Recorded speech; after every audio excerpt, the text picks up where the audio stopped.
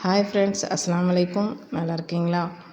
இன்றைக்கி நம்ம ஒரு ஸ்வீட்டான ஒரு பஜ்ஜி ரெசிபி எப்படி செய்கிறது அப்படிங்கிறத பார்ப்போம். வாங்க நம்ம வீடியோக்குள்ளே போகலாம்.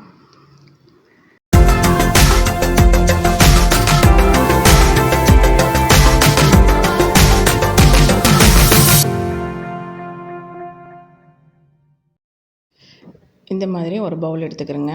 அதில் 1/2 கப்பு மைதா மாவு, 1 டேபிள் ஸ்பூன் கார்ன்ஃப்ளவர் மாவு, 1 டேபிள் ஸ்பூன் வறுத்த மாவு எடுத்துக்கிறேன். அதாவது அரிசி மாவு, பச்சரிசி மாவு வறுத்தது, அந்த அரிசி மாவு எடுத்துக்கிறேன் 1 டேபிள் ஸ்பூன். இது கூட இப்போ ஒரு பிஞ்ச் பேக்கிங் சோடா,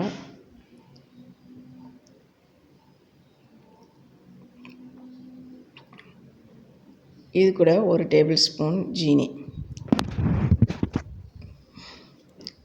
இதுக்கு தேவையான அளவு கொஞ்சம் உப்பு சேர்த்துக்கிறேன். ரொம்ப உப்பு தேவையில்லை, கரெக்டான அளவு, கொஞ்சமாக சேர்த்தா போதும்.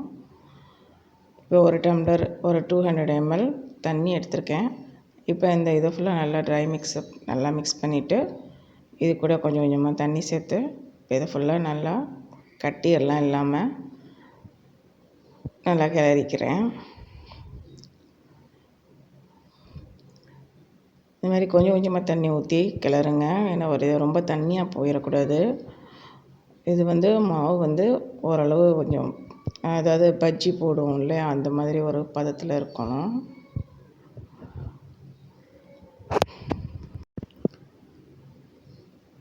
இந்த மாதிரி நல்லா கிளறி விட்டுக்கிறங்க.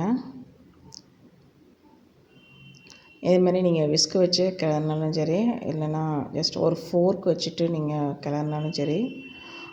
இந்த மாதிரி உங்கள் ஸ்பூன் போட்டோமாக்கும் உங்களுக்கு கொஞ்சம் கட்டி கட்டியாக போயிடும். இந்த மாதிரி ஏதாவது ஃபோர்க்கு இல்லைன்னா இந்த மாதிரி விஸ்கு ஏதாவது வச்சு நீங்கள் கிளறி விட்டுக்கிறங்க. அப்படின்னா உங்களுக்கு கட்டியெல்லாம் வராது.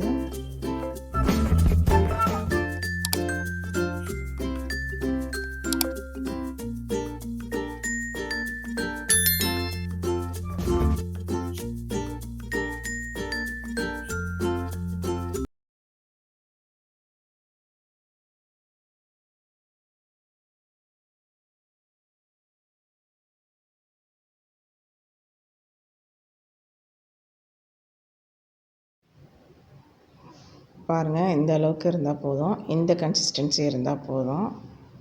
இதை விட ரொம்ப தின்னாக இருந்தாலும் திக்காக இருந்தாலும் அது நல்லா இருக்காது. அது ஒரு பக்கம் இருக்கட்டும். இது 2 நேந்திரம்பழம் எடுத்திருக்கேன். இப்போ நம்ம ஒரு நேந்திரம்பழத்தை, இந்த பழத்தை மட்டும் வச்சு நம்ம செய்வோம். இப்போ இதை ஃபுல்லாக நம்ம தோலை எல்லாத்தையும் எடுத்து க்ளீன் பண்ணிக்கிறேன்.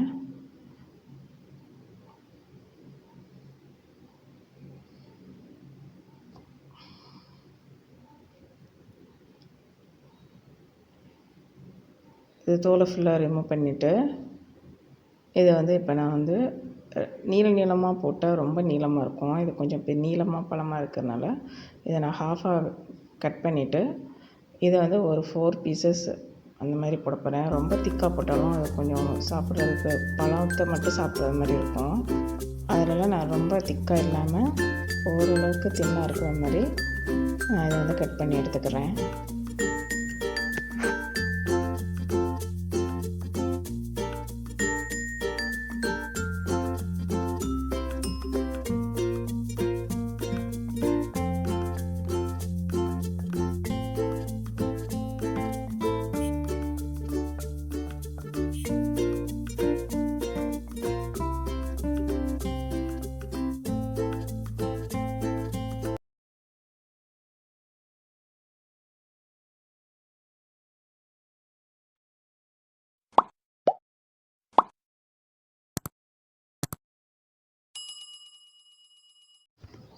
இப்போ இது எல்லாத்தையுமே நம்ம ஒன்று ஒன்றா மாவில் நல்லா முக்கி நம்ம நனைச்சி போட்டுருவோம்.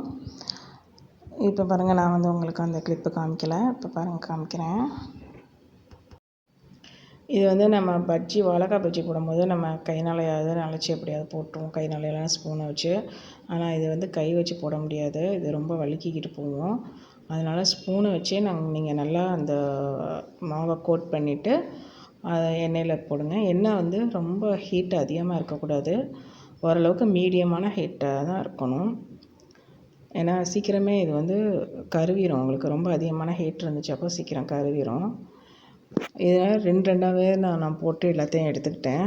ஏன்னா சில சமயம் ஸ்டிக் ஆகிக்கிறோம் ஒன்று அப்படின்றதுனால நான் ரெண்டாக தான் போட்டு எடுத்துக்கிட்டேன். இப்படி எல்லாத்தையுமே நீங்கள் நனைச்சி இந்த மாதிரி மாவில் நனைச்சி போட்டுக்கோங்க.